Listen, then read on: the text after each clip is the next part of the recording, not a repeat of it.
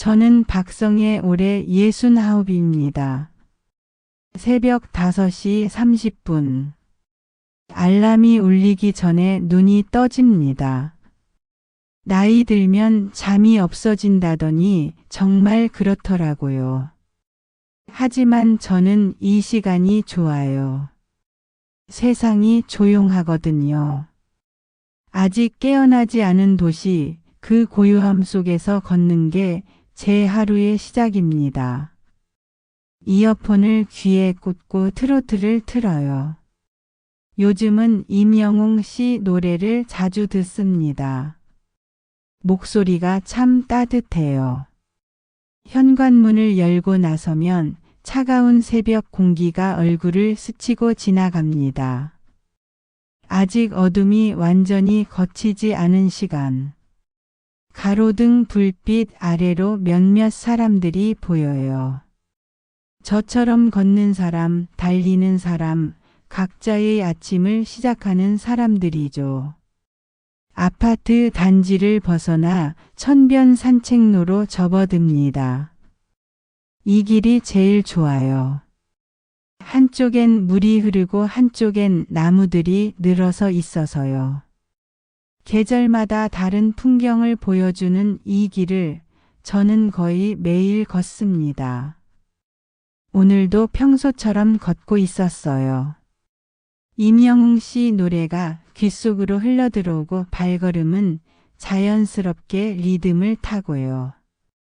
앞에 젊은 남자 한 명이 달리고 있었습니다. 검은색 운동복을 입은 20대쯤 돼 보이는 청년이었어요. 요즘 젊은 사람들 참 부지런하다 싶었죠. 그런데 그 청년이 갑자기 속도를 늦추더니 뒤를 돌아보는 겁니다. 그리고는 제 쪽으로 달려오기 시작했어요. 처음엔 무슨 일인가 싶었어요. 혹시 뭘 떨어뜨렸나? 아니면 길을 물어보려나? 그런 생각을 하는 사이 그 청년은 제 바로 앞까지 와 있었습니다.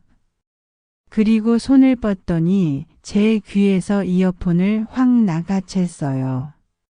할머니 얼른 도망치세요. 청년의 목소리가 다급했습니다. 무슨 소리인지 이해가 안 됐어요.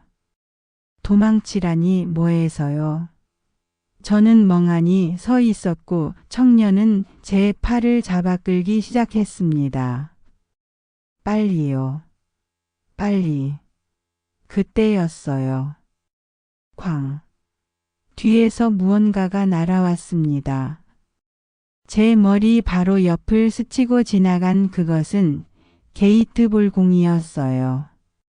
하얀 공이 바닥에 떨어져 대굴대굴 굴러갔습니다. 그리고 들렸어요. 쇳소리가. 탕탕탕. 누군가 막대기로 땅을 내리치는 소리였습니다. 아니, 땅만이 아니었어요. 벤치를, 가로등을 아무거나 닥치는 대로 휘두르는 소리였습니다. 저는 그제야 뒤를 돌아봤어요. 그리고 그 순간 온몸이 얼어붙었습니다. 그 사람이 보였거든요. 게이트볼 막대기를 휘두르며 입에서 욕설을 쏟아내며 이쪽으로 걸어오는 그 사람이에요. 저는 그 얼굴을 알고 있었습니다. 이창수 씨였습니다. 그 얼굴을 본 순간 다리가 풀렸어요. 청년이 제 팔을 잡아 끌지 않았다면 저는 그 자리에 주저앉았을 겁니다. 이창수 씨.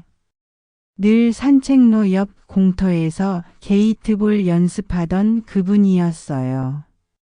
항상 웃는 얼굴로 인사하던, 건강 이야기만 나오면 신이 나서 떠들던, 그 다정하던 할아버지였습니다. 그런데 지금 그분은 완전히 다른 사람이 되어 있었어요. 이 개삐삐들아. 다 죽여버릴 거야. 입에서 욕설이 쏟아져 나왔습니다. 그 온화하던 목소리는 온데간데 없고 짐승처럼 으르렁거리는 소리만 들렸어요. 얼굴은 새빨개져 있었고 눈은 완전히 초점을 잃고 있었습니다. 게이트볼 막대기를 휘두르며 이창수 씨가 걸어왔어요. 아니, 걸어온다기보다 비틀거리며 다가왔습니다. 발걸음이 제대로 맞지 않았어요. 하지만 그 손에 쥔 막대기만큼은 무섭도록 빠르게 움직였습니다. 당, 당. 벤치를 내리쳤어요. 나무가 쪼개지는 소리가 났습니다. 그리고 다시 공을 집어 던졌어요. 아무데나 닥치는 대로요. 할머니 이쪽으로요. 청년이 저를 데리고 산책로 옆 화단 뒤로 숨었습니다. 심장이 터질 것 같았어요. 숨소리가 너무 커서 들킬까 봐 입을 막았습니다. 화단 너머로 보였어요. 이창수 씨가 지나가는 사람들에게 달려들고 있었습니다. 조깅하던 아저씨 한 명이 막대기를 피하려다 넘어졌어요. 자전거를 타고 가던 학생은 급하게 방향을 틀어 도망쳤고요. 강아지를 산책시키던 아주머니는 비명을 지르며 강아지를 안고 뛰었습니다. 비켜. 다 비켜. 내가 누군지 알아. 나 건드리지 마. 이창수 씨의 목소리는 점점 더 커졌어요. 하지만 동시에 그 목소리 속에는 무언가 다른 게 섞여 있었습니다. 분노만이 아니었어요. 두려움이었습니다. 그분도 무서워하고 있었던 거예요. 자기가 뭘 하고 있는지도 모른 채 세상 모든 게 자기를 공격한다고 믿으며 공포에 질려 있었던 겁니다. 누가 신고했는지 곧 사이렌 소리가 들렸어요. 경찰차가 먼저 도착했습니다. 그 다음 구급차가 왔고요. 경찰관 2명이 조심스럽게 이창수 씨에게 다가갔어요. 할아버지, 진정하세요. 우리가 도와드릴게요. 닥쳐. 너희가 뭔데? 나한테 명령해. 이창수 씨가 막대기를 휘둘렀습니다. 경찰관 한 명이 재빨리 피했어요. 그리고 다른 경찰관이 뒤에서 막대기를 낚아챘습니다. 이창수 씨는 막대기를 빼앗기자 주먹을 휘두르기 시작했어요. 결국 2명의 경찰관이 달려들어 이창수 씨를 붙잡았습니다. 팔을 뒤로 꺾고 땅에 눕혔어요. 이창수 씨는 그래도 계속 소리를 질렀습니다. 놔. 이 새삐삐들아. 응급구조사들이 달려왔어요. 진정제를 놓는 것 같았습니다. 잠시 후 이창수 씨의 몸이 축 늘어졌어요. 소리도 잦아들었고요. 들것에 실려 구급차로 옮겨지는 이창수 씨를 보며 저는 그제야 숨을 쉴 수 있었습니다. 주변에 사람들이 모여들었어요. 다들 수근거렸습니다. 저 사람 누구야? 완전히 미쳤네.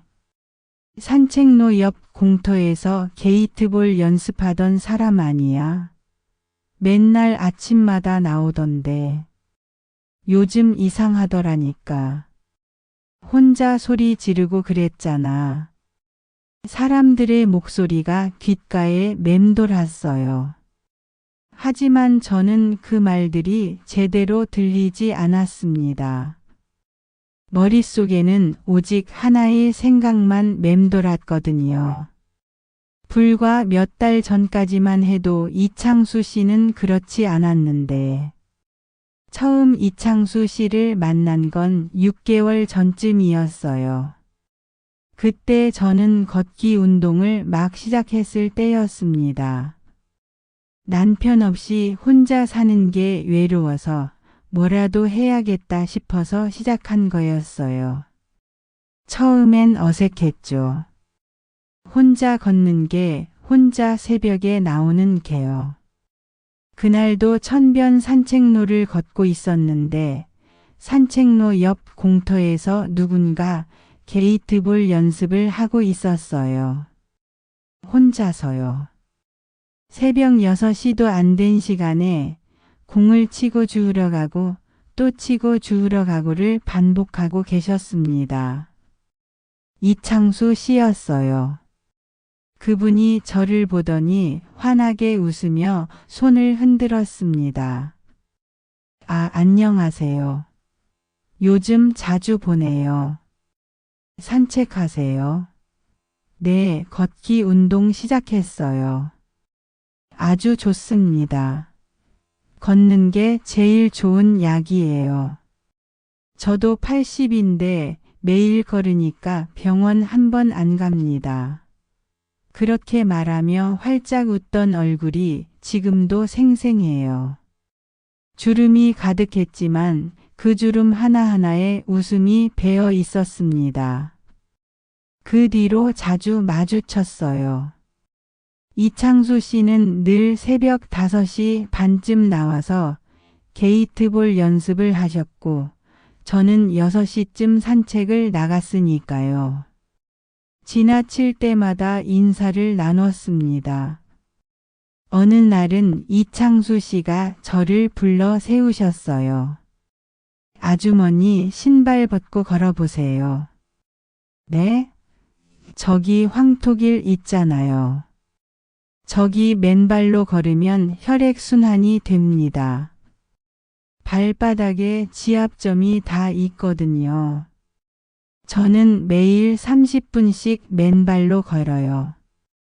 그러면서 보여주신 발이 참 깨끗하고 건강해 보였어요.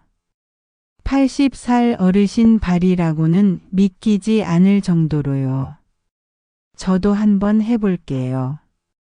그래요. 처음엔 아프지만 익숙해지면 기분 좋습니다. 몸이 가벼워져요. 그날 이후로 저도 가끔 황토길을 맨발로 걸었습니다.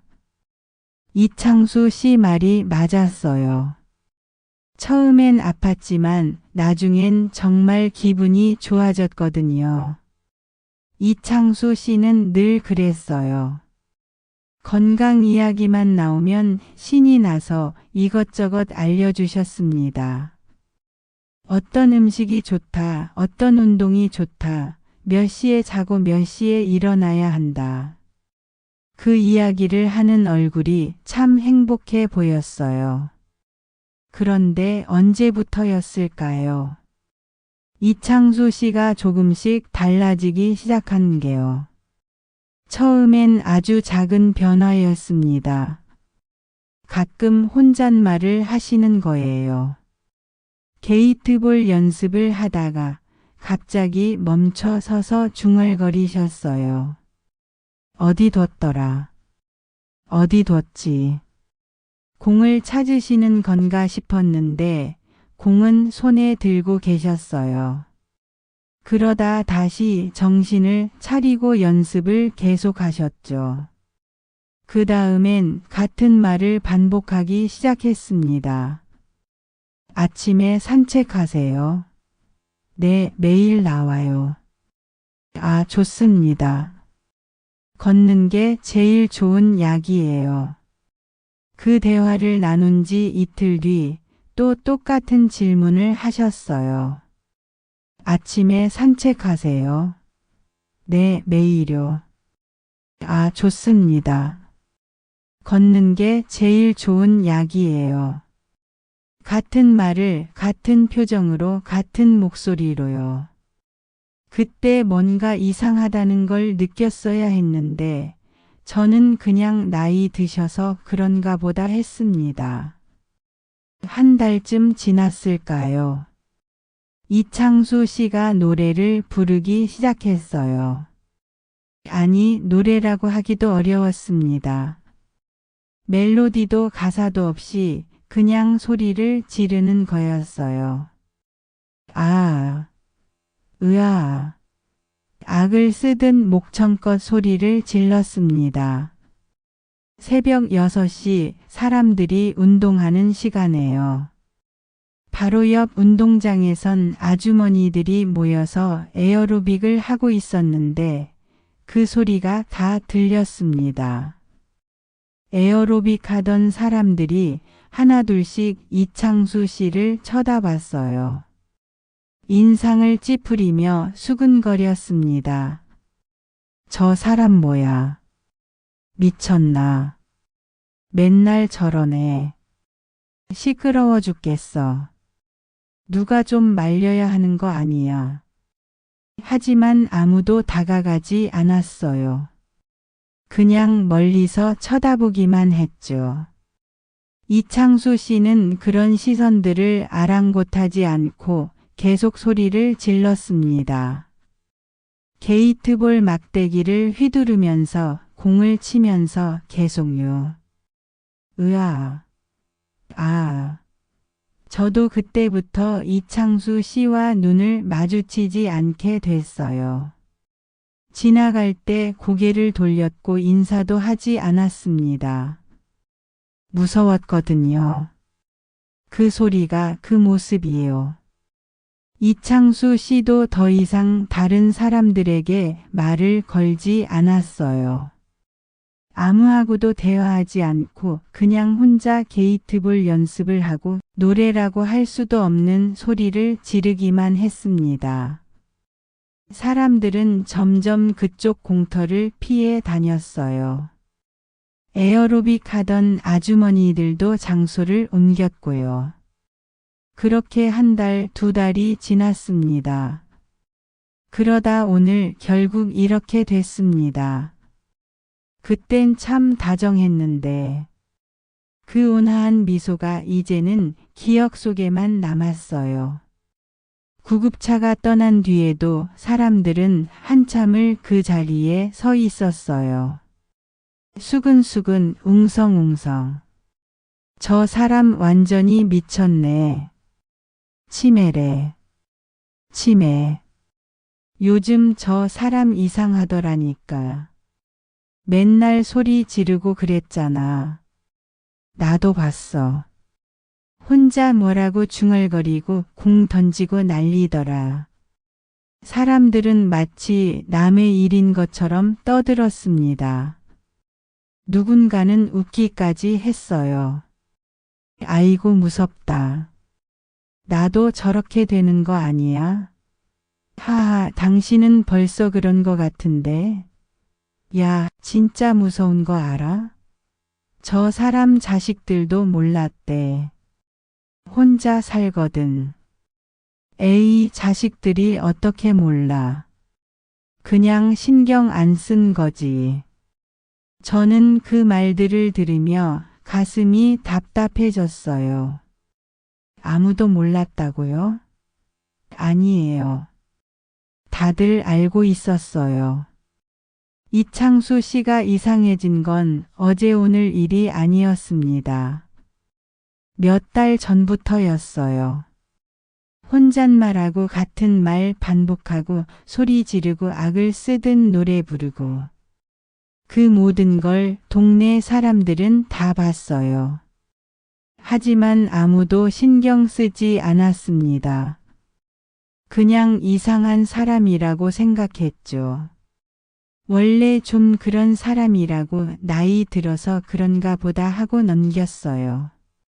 저도 마찬가지였습니다. 이창수 씨가 소리를 지를 때 저는 그냥 피했어요. 무섭다고 생각했죠. 하지만 누군가에게 말하지는 않았습니다. 경찰에 신고할 생각도 안 했고요. 그냥 모른 척 했어요. 옆에 서 있던 아주머니 한 명이 말했습니다. 저 사람 자식들한테 연락이라도 갔으려나? 글쎄, 자식들도 뭐 바쁘겠지. 요즘 누가 부모 신경 써. 그 말을 듣는 순간 제 가슴이 철렁 내려앉았어요. 자식들. 이창수 씨한테도 자식이 있었을 겁니다. 아들인지 딸인지는 모르지만 분명 있었을 거예요. 그 자식들은 알고 있었을까요? 아버지가 이렇게 변해가고 있다는 걸요. 아니, 어쩌면 알고 있었을지도 모릅니다. 하지만 바빠서, 귀찮아서, 아니면 그냥 대수롭지 않게 여겨서 신경 쓰지 않았을 수도 있어요. 나이 드니까 그렇지 뭐. 좀 이상해도 혼자 사는데 지장 없으면 되는 거 아니야. 그렇게 생각했을지도 모르죠. 저는 천천히 집으로 돌아왔습니다. 다리에 힘이 하나도 없었어요. 현관문을 열고 들어와서 소파에 털썩 주저앉았습니다. 머릿속이 복잡했어요. 차라리 경찰에라도 신고했더라면, 누군가 동사무소에라도 알렸더라면, 이창수 씨 자식들이라도 알아챘더라면, 그랬다면 오늘 같은 일은 없었을 텐데. 하지만 아무도 하지 않았어요. 저도 동네 사람들도 어쩌면 이창수 씨 자식들조차도요. 다들 알고 있었지만 모른 척 했습니다. 그게 더 편했으니까요. 남의 일에 끼어드는 게 귀찮았으니까요. 괜히 나섰다가 욕먹을까 봐 무서웠으니까요. 그렇게 이창수 씨는 혼자 무너져 갔습니다. 아무도 손 내밀지 않는 사이에 조금씩요. 저는 창밖을 바라봤어요. 해가 떠오르고 있었습니다. 새벽의 어둠이 걷히고 밝은 아침이 시작되고 있었어요. 하지만 제 마음속은 여전히 어두웠습니다. 이창수 씨는 지금 어디 계실까요? 병원에 계실까요? 자식들이 왔을까요? 아니면 혼자 병실에 누워 계실까요? 그 온화하던 미소는 이제 다시 볼 수 없는 걸까요? 문득 무서운 생각이 들었습니다. 나도 그렇게 될 수 있겠구나. 혼자 살고 자식들은 바쁘고 동네 사람들은 무관심하고. 그렇게 조금씩 이상해지는데 아무도 알아채지 못하고. 어느 날 갑자기 저도 이창수 씨처럼 막대기를 휘두르고 있을지도 모른다는 생각이에요. 그때도 사람들은 이렇게 말하겠죠. 요즘 저 사람 미쳤다더라. 원래 좀 이상하더니. 그리고 아무도 신경 쓰지 않을 겁니다. 저는 손을 떨며 핸드폰을 집어들었어요. 딸에게 전화를 걸었습니다. 신호음이 울렸어요. 한 번, 두 번, 세 번. 여보세요? 딸의 목소리가 들렸습니다. 하지만 뭔가 급한 것 같았어요. 응, 엄마야. 엄마 괜찮아? 응, 괜찮아. 그냥 목소리 듣고 싶어서. 엄마 미안한데 지금 회의 중이야. 나중에 다시 전화할게. 또 전화가 끊겼습니다. 저는 한참을 핸드폰을 들고 있었어요. 화면에는 통화 종료라는 글자만 떠 있었습니다. 나중에 다시 전화한다던 딸은 그날 밤까지 전화하지 않았습니다. 그날 밤 저는 잠을 이룰 수 없었어요. 눈을 감으면 이창수 씨의 얼굴이 보였습니다. 막대기를 휘두르던 그 모습이, 초점 없는 눈빛이, 악을 쓰던 목소리가 계속 맴돌았어요. 그리고 무엇보다 그 청년의 목소리가 들렸습니다. 할머니 얼른 도망치세요. 그 다급했던 목소리가 귓가에서 떠나지 않았어요. 새벽 3시, 4시, 5시. 시계만 쳐다보다가 결국 일어났습니다. 어차피 잠이 안 올 거였으니까요. 거실로 나와서 물을 마셨어요. 컵을 든 손이 떨렸습니다. 문득 무서운 생각이 들었어요. 나도 그렇게 될 수 있겠구나. 이창수 씨처럼요. 처음엔 작은 것부터 시작하겠죠. 깜빡깜빡하는 거요. 뭘 어디 뒀는지 기억 안 나고 같은 말을 반복하고 방금 한 일을 잊어버리고. 사실 요즘 그런 적이 있었어요. 냉장고 문을 열었다가 뭘 꺼내려고 했는지 잊어버린 적이요. 딸 이름이 입에서 맴도는데 한참 만에야 나온 적도 있었고요. 그때마다 저는 웃어 넘겼습니다. 나이 들어서 그렇지 뭐. 하지만 이창수 씨도 그렇게 시작했을 거예요. 작은 깜빡임으로요. 그리고 그걸 아무도 심각하게 받아들이지 않았겠죠.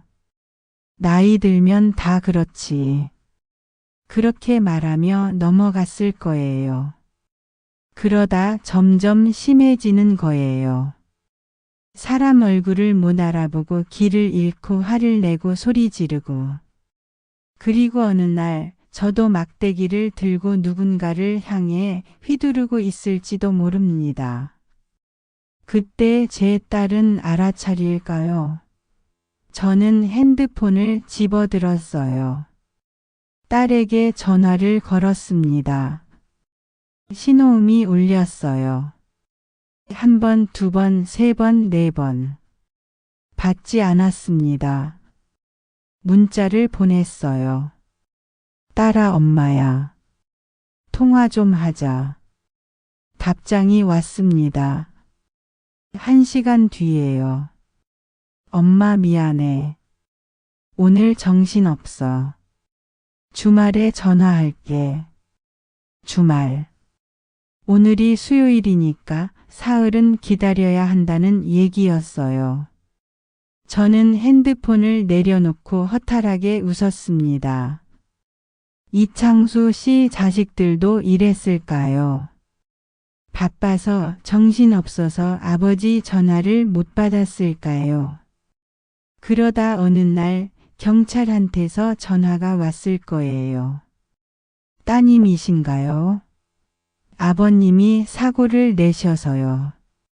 그제야 달려왔겠죠. 그제야 알았을 거예요.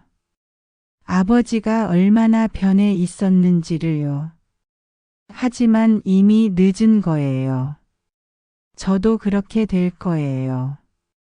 딸은 바쁘고 주말에 전화한다던 약속도 잊어버리고 한 달에 한 번 보는 것도 귀찮아하고.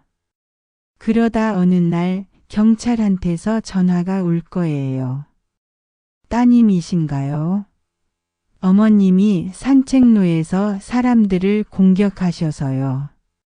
그때 딸은 어떤 표정을 지을까요? 놀랄까요? 아니면 짜증낼까요? 아이고, 엄마가 왜 이래? 바쁜데 이런 일까지 생기고. 그렇게 말하지 않을까요? 저는 창밖을 바라봤습니다. 해가 떠오르고 있었어요.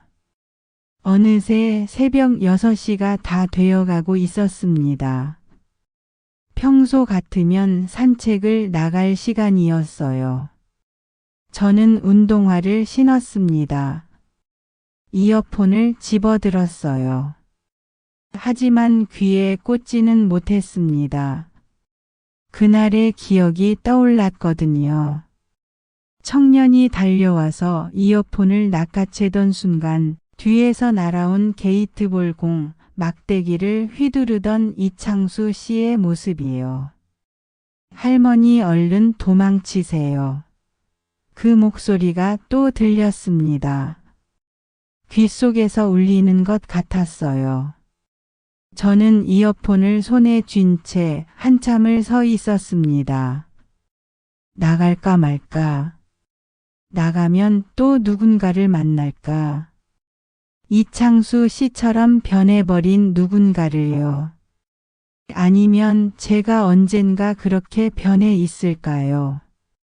제가 막대기를 들고 소리를 지르고 사람들을 공격하고 있을까요? 그때 사람들은 저를 어떻게 볼까요? 저 사람 완전히 미쳤네. 치매래, 치매. 요즘 저 사람 이상하더라니까. 소리 지르길래 그냥 피했지. 그렇게 수근거리겠죠.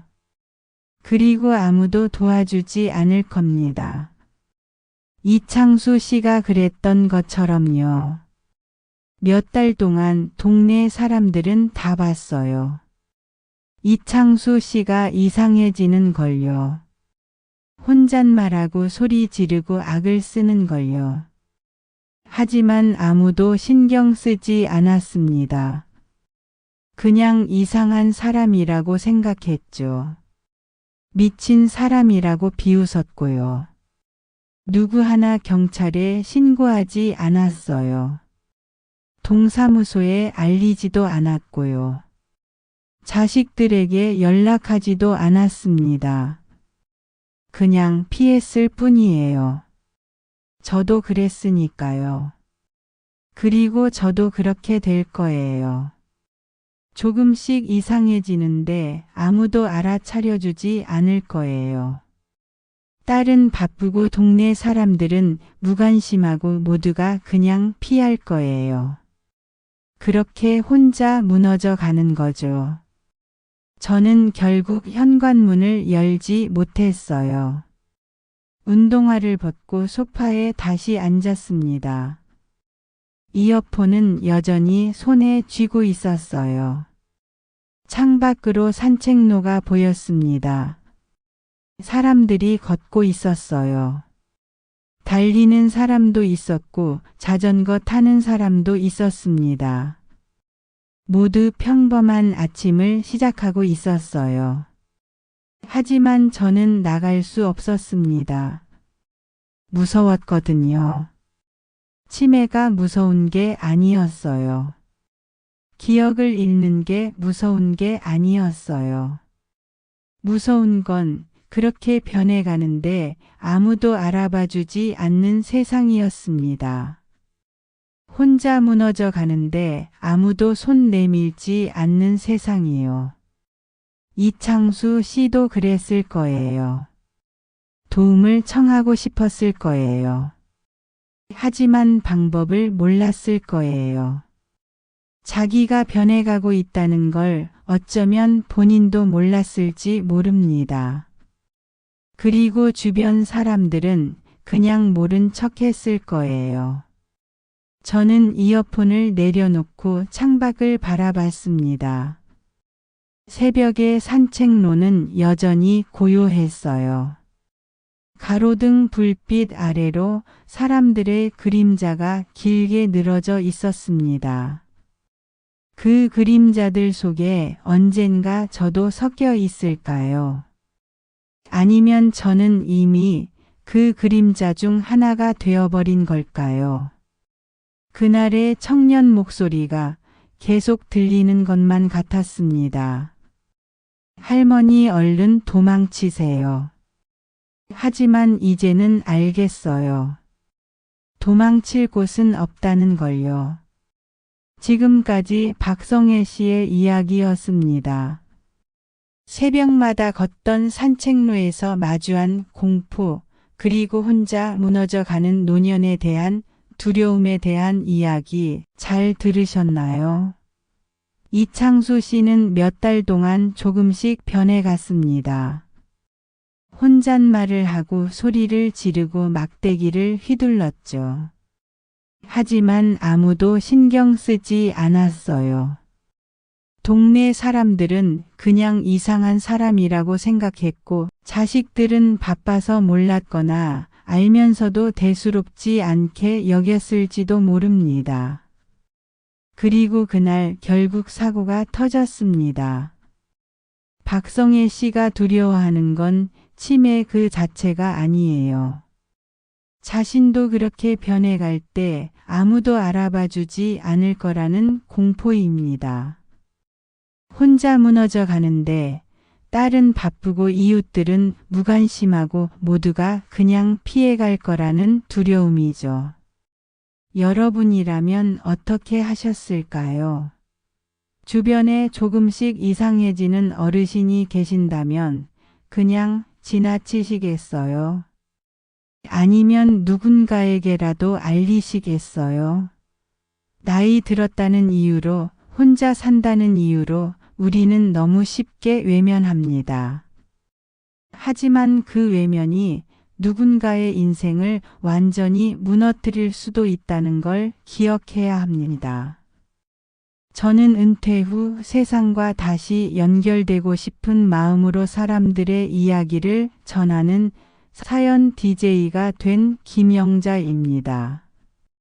누군가의 인생을 대신 전하고 때로는 제 이야기처럼 함께 웃고 울며 그렇게 하루하루를 다시 써내려가고 있습니다. 구독과 좋아요, 그리고 기분 좋은 댓글은 제가 다음 사연을 전할 수 있는 가장 큰 힘이 됩니다. 오늘도 들어주셔서 고맙습니다. 따뜻한 하루 보내세요.